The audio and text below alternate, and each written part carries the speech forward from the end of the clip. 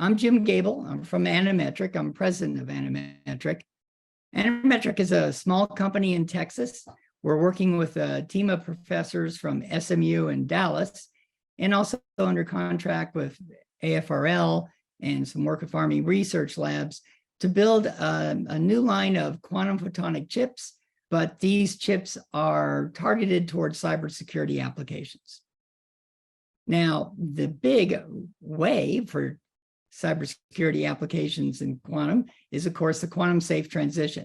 And the previous speakers, and in fact, probably everybody on this call, being a QED-C event, probably know plenty about the threat of quantum computers for today's encryption.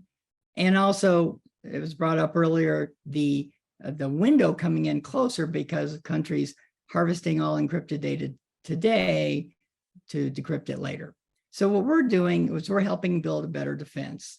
We do this with the quantum photonics combined with a CMOS classical control. And I find it a little bit ironic that even at our small scale, you still combine the quantum photonics with the classical controls. It's what they call hybrid with large scale quantum computers, also affects at the very small scale that we're working at. And this allows us to do things like quantum random numbers, running the NIST algorithms, also something that is a new kind of secure ID, which is more resilient to machine learning attacks, which are actually, of course, a current threat, not an often a distance threat. So Anametric, we don't have products in the marketplace today. So what I wanted to do is give you an example of some of the technologies that we're developing as part of this project. And this is about the Hadamard gate. Hadamard gate is the most fundamental gate possibly in quantum science, because this is what puts particles into superposition. And when you're doing it in photonics, you're using a structure like you see on the left side, which is a conventional Y coupler. And in a Y coupler, essentially what happens is a photon moves through that waveguide in the middle, and it hits a fork in the road. And at the fork in the road, it doesn't go left or right. It actually goes both forks at once.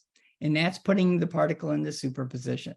This is a very, very common structure in quantum photonics. And when you just glance at chips from quantum photonic projects, you'll see a lot of these Y couplers. What we're doing is based on SMU research, which is a different way of building a Hadamard gate on a chip. So here what we do is we take two waveguides, and where they cross, we put in a very thin trench. And if you size that trench just right, what happens is as the photon hits that trench, it goes into superposition because it's both reflected and it also is transverses straight through the trench itself. So that is a new way of doing it. But what's the advantage of that? And the advantage of that is that the active area, the space on the silicon chip, is so much smaller. And this really matters in quantum photonics, because the biggest problem in quantum photonics is really absorption of those photons. So the smaller your circuit, the less chance for absorption. So this is a really useful step at a very fundamental gate. This is an example of the kind of work that we're doing. Now, as I said, we're pre-market, but we're still really busy. And we're busy because we have prototypes of these chips in the lab at SMU. What we do is we build these structures, and then we run them in all kinds of different ways and characterize them. And then that will come together to our working parts. And we are also doing this work with a lot of different partners. And we are planning to do a preview unit later this year. And the reason that we're participating in Marketplace today is that we know we don't know everybody out there.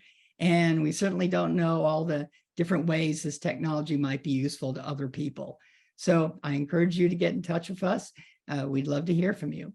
So thank you very much.